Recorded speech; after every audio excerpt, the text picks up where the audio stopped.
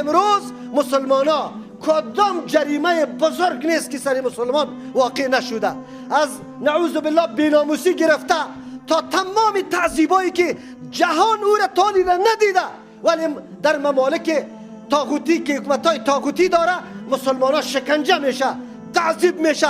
کفار انواع شکنجه ها را کرده.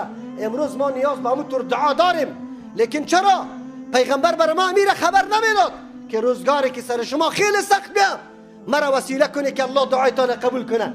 لیکن این بدبختای علمایی که حق پرست نیست، فقط شکم پرست است، روزگاری خود امامت برای خود کسب جور کرده، به خاطر ازی که مردم از ما خوش شوه خود مذهبی اعلان میکنه و مردم دعوت به شرک میده.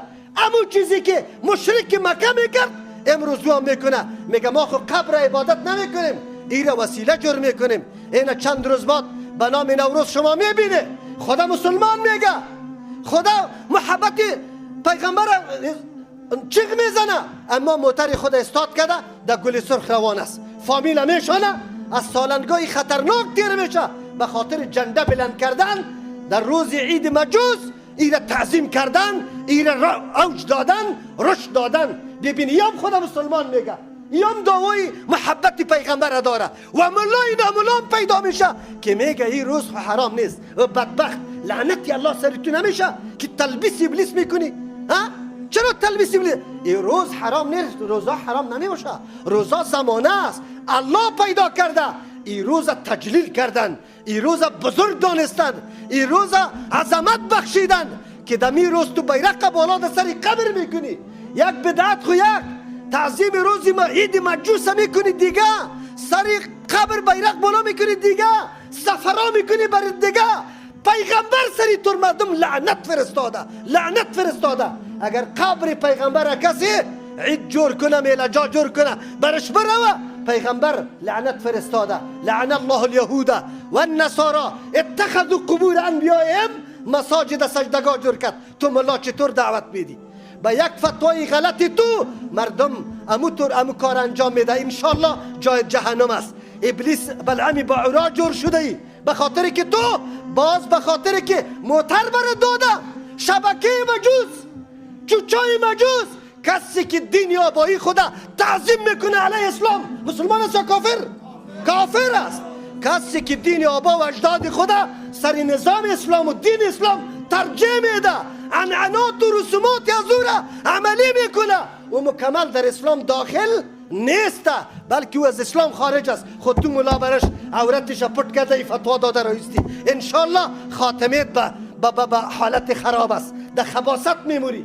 نکو پشت پول نرو، پشت موتر نرو، دین تماکن میگی پیش الله قدر و عزت پیدا کو، دور است تو پاچای کلی دنیا شوی. چی برات حاصل است؟ چی میکنی سری کل دنیا؟ جناب بلدنگ جور کو، عقیده تا حفاظت کو، دین تا حفاظت کو، پیش الله جوابگوی شو، پیش الله قدر و قیمت پیدا کو. نکو علما را من میگم، امو علمایی که همیشه در دربارای همچو طاغوتا در سفرهشان نشسته نانشان خورده فتوای خلاف دینه ارائه کرده و او را تیت کرده. دیگه شبیبی یک تا ملای دیگهش ورقه در دست میگیره به مردم میگه مردم این آیت در مورد یهود و نصارا آمده، ایره بیبی ایره در مسلمان تطبیق کرده. لعنتی الله سری تو نمیشه. آیت های قرآن کریم اکثریتش برای یهود و نصاراست، تو هیچ داخل نیستی. اگر تو به قبر سجده کردی ای ملا اینا ملا، اگر تو قبر پیغمبرت سجدگاه جور کردی، در اونجا عبادتگاه جور کردی، مساجد چرا میگه برش؟ به خاطر که میگه اینجا دعا خوب قبول میشه. پیغمبر تنها لعنت یهود و نصارا را گفته بود. عایشه رضی الله عنها دمو حدیث میفرما یحذر امته، امت خود تحذیر میداد مما صنعوا، از آن چیزی که یهود و نصارا کرده بودن او طور کار یا نکنه. این به خاطر توسته. نکو مردم فریب نده، مردم ها بیچاره باز در مساجد نعره تکبیر نعره تکبیر. بی غیرت بدبخت، زنیت قطعی امریکاییست، زنیت قطعی لندنیست، زنیت قطعی آلمانیست، تو نعره تکبیر در مسجد الله میگی، علیه آیت قرآن میگی، علیه شریعت میگی. تو اگر غیرت داشته باشی از بابا و نیاکنت یاد بگی تلخانه در بغل کو یهود و نصارا را، نه انگلیس نه امریکا را در وطنت بگذار. او وقت باز نعره تکبیر در سر کوی اندوکش بگو، در سر کوی ترخم بگو، در سر کوی شمشاد بگو. نعره تکبیر در مسجد الله در مقابل آیت قرآن گفته رایستی، تو عقل داری یا نه؟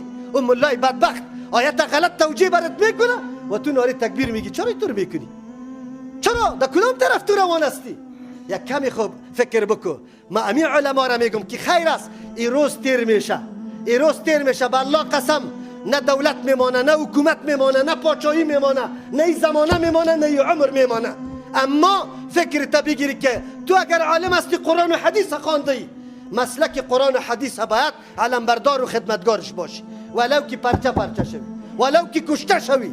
تو را الله بمید آزاد پیدا کرده، تو را بندی لا اله الا الله پیدا کرده، بندی موتر پیدا نکرده، بندی دلار پیدا نکرده، بندی نعوذ بالله چاپلوسی پیدا نکرده. تو بندی لا اله الا الله استی. حق بگو، مردم بفهمن، ملت ما آگاه شوه، بفهمه که چطور گپ است.